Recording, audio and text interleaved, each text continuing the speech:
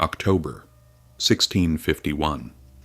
The Valide Sultan, who outlived 3 sultans in the Ottoman Empire, is being strangled, not by an enemy, not by a rival sultan, by someone she chose herself. She had ruled this empire for 30 years. She had made sultans. She had destroyed them. She had poisoned enemies with a single whisper and moved armies with a letter she never signed. In 30 years, nobody had touched her. Nobody had dared. But that night, in the corridors of Topkapi Palace, the curtains moved, and she understood, too late, that the monster at the door was one she had created. To understand how she died, you need to understand how she lived, and it starts not in a palace. It starts on a slave ship, with a girl who had nothing, no name that would survive, no family waiting for her, no future anyone could have predicted, just a mind and 30 years to use it. Around 1589, historians argue the exact year, a young Greek girl was taken from her village. Her name before the palace was Anastasia. She was probably 11 or 12 years old. She never went home. She was sold into the Ottoman slave trade, passed through several hands, and eventually delivered to the Topkapi Palace in Istanbul, to the Harem. The word Harem comes from the Arabic. It means forbidden, and it was. The Harem was a closed world, inside a closed world. Hundreds of women. Strict hierarchy, absolute rules. You entered as a slave, you left as a queen, or you didn't leave at all. Anastasia was renamed Mapaker, face like the moon. She was trained in Ottoman language, music, etiquette, and the art of pleasing a sultan. She was taught that her only path to power ran through one man, Sultan Ahmed I. Ahmed was 17 when he became sultan, young, impulsive, deeply religious, and completely captivated by Mapaker. He gave her a new name, Kösem. He gave her jewels, slaves, and an apartment close to his own. He gave her his ear. And Kösem, who had nothing, who had been taken from everything, understood immediately what that meant. His ear was the empire, and Kösem was not going to waste it. She paid attention in ways that other women in the harem didn't. When viziers came to speak with Ahmed, she listened from behind the screen. She heard which governors were loyal and which were negotiating with enemies. She heard which janissary commanders needed money and which needed flattery. She learned that the Ottoman Empire ran not on force, but on relationships, on favors, on memory. So she began building those relationships herself, quietly, carefully, without anyone realizing what she was doing. She sent gifts to the right people. She remembered names, children, debts. She made herself someone that powerful men found useful. And that is a far more dangerous thing than being someone they desire. Ahmed was devoted to her. He gave her a level of access that broke protocol. She bore him 6 children. And each child was another anchor, another reason for the palace to keep her close, another piece of security in a world where security was never guaranteed. She also understood something that most women in the harem never learned. The harem was not the prison. The harem was the center. Every sultan in the empire had been born inside those walls. Every grand vizier had learned to walk through those corridors. The women who understood that, who saw it clearly, were the ones who survived. Kosem saw it very clearly. Ahmed ruled for 14 years. In that time, Kösem bore him at least 6 children, but she was doing something more important than having children. She was learning. She learned how the Ottoman court worked, who held real power, who only appeared to, which viziers could be bought, which janissaries could be turned. She learned that in this empire, the person who controlled the sultan controlled everything. She also learned the limits of her position. As a concubine, she was powerful only as long as Ahmed was alive. If he died, she was nothing. Her children could be executed. She could be exiled, or worse. So, she prepared. She built relationships with the Janissaries, the elite military force that could make or break a sultan. She built relationships with the ulama, the religious scholars who legitimized power. She distributed money. She gave gifts. She made herself indispensable to people who would outlive Ahmed. When Ahmed died in 1617, he was 27 years old. Kosem did not collapse. She activated everything she had built. What followed was 30 years of the most complex political maneuvering in Ottoman history, not on a battlefield, not in a court of law, behind a curtain. Ahmed died in 1617. He was 27 years old. Kosem was approximately 28, a widow, a former concubine, with no official title and no guaranteed protection. Everything she had built was about to be tested. The throne passed to Mustafa, Ahmed's brother.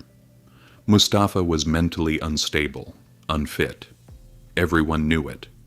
He had spent years in the cage, and the cage had taken something from him that never came back.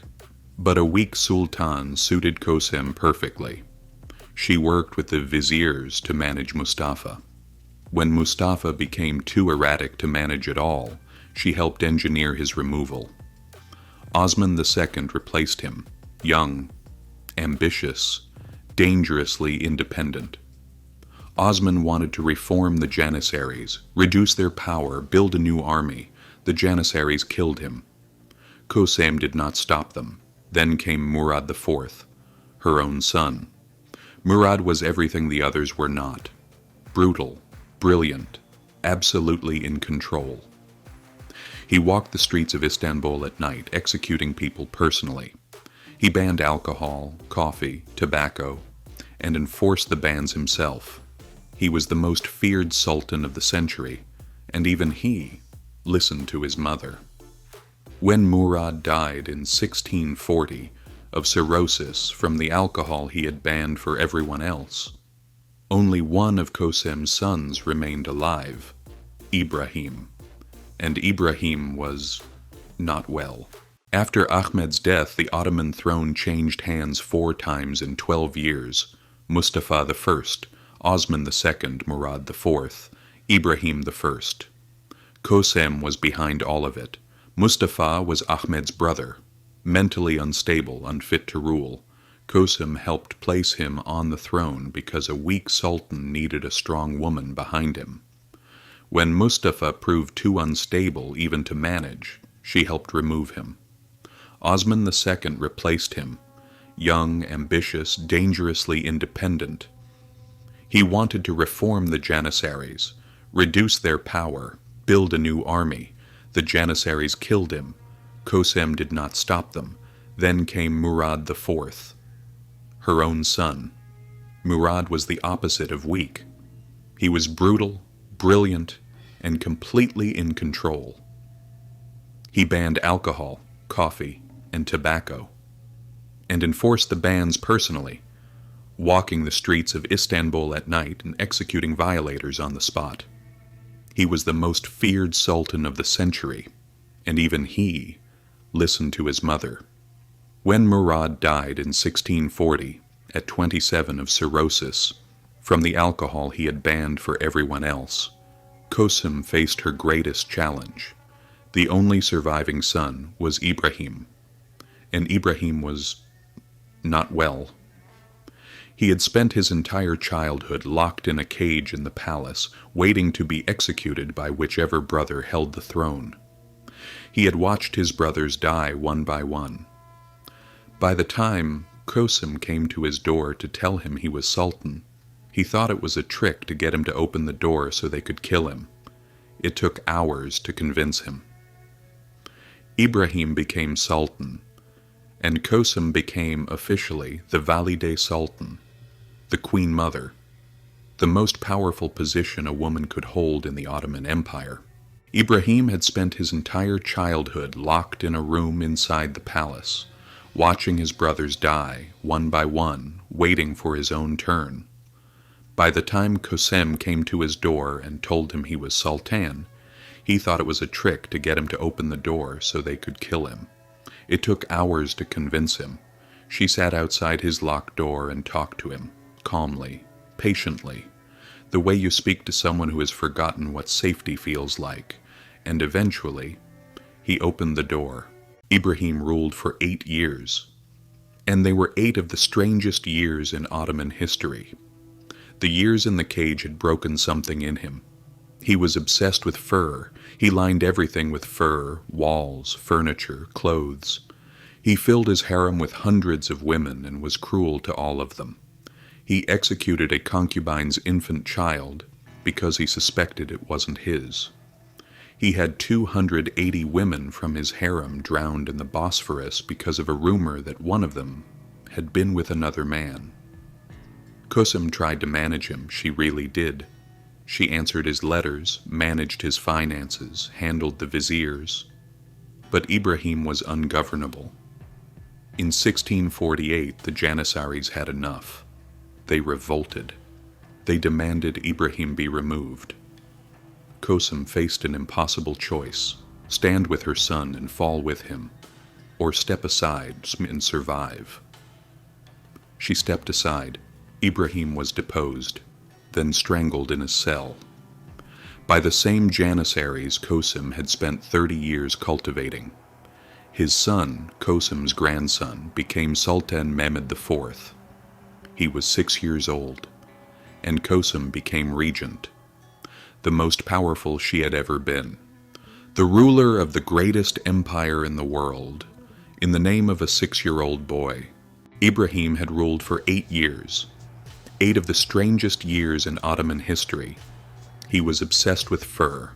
He lined everything with it. Walls, furniture, his own robes, his concubines' quarters. He filled his harem with hundreds of women and was cruel to all of them. He once had 280 women from his harem loaded onto boats and drowned in the Bosphorus, because of a rumor, unverified, unexamined. 280 women, because of a rumor. Kösem tried to manage him. She really did. She answered his erratic letters. She smoothed over diplomatic disasters. She kept the viziers in line and the Janissaries paid. But Ibrahim was ungovernable. And ungovernable sultans don't last. In 1648, the Janissaries revolted. They demanded Ibrahim be removed. Kösem faced the hardest decision of her life: stand with her son and fall with him, or step aside and survive. She stepped aside. Ibrahim was deposed, then strangled in his cell 3 days later, by the same Janissaries that Kösem had spent 30 years cultivating. She stood in the palace and watched her own son be destroyed by the machine she had built, and she kept her face completely still. But Mehmed IV had a mother, Turhan Sultan, a Ukrainian slave girl, like Kösem had once been a Greek slave girl, young, ambitious, and watching. Turhan had been chosen and trained by Kösem herself. That was the mistake.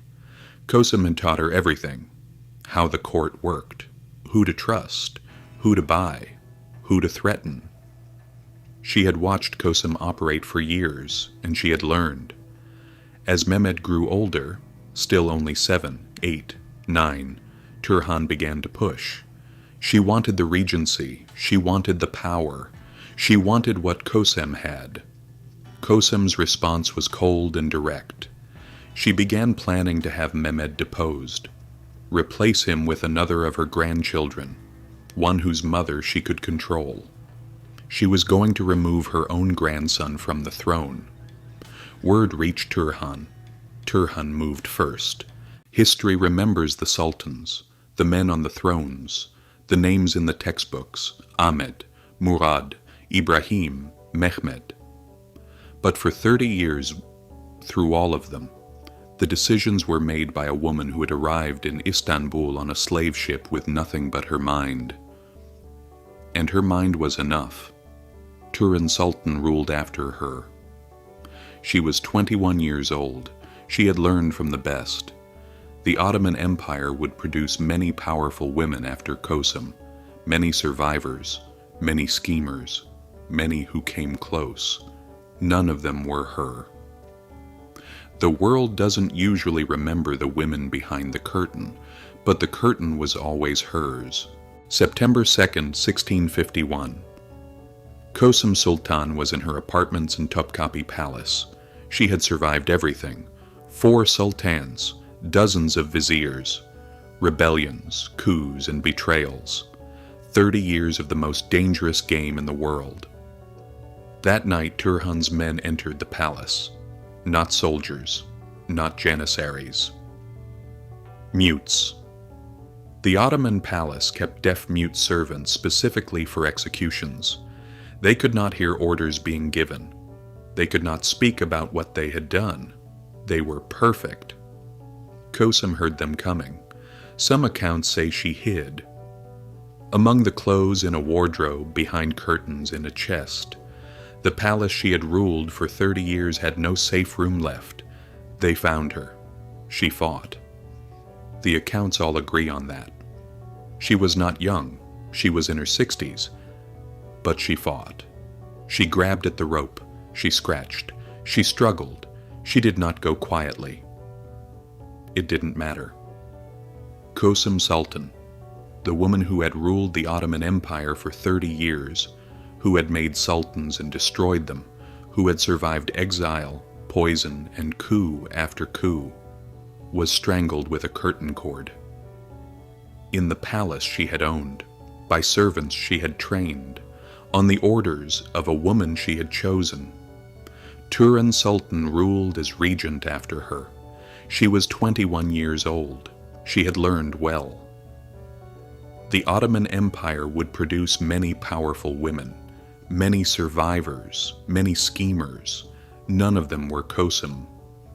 History remembers the sultans, the men on the thrones, the names in the textbooks, but for 30 years, the empire was hers. History remembers the sultans, the men on the thrones, the names in the textbooks: Ahmed, Murad, Ibrahim, Mehmed. But for 30 years, through all of them, the decisions were made by a woman who had arrived in Istanbul on a slave ship with nothing but her mind. And her mind was enough. Turhan Sultan ruled after her. She was 21 years old. She had learned from the best. The Ottoman Empire would produce many powerful women after Kosem, many survivors, many schemers, many who came close. None of them were her. The world doesn't usually remember the women behind the curtain, but the curtain was always hers.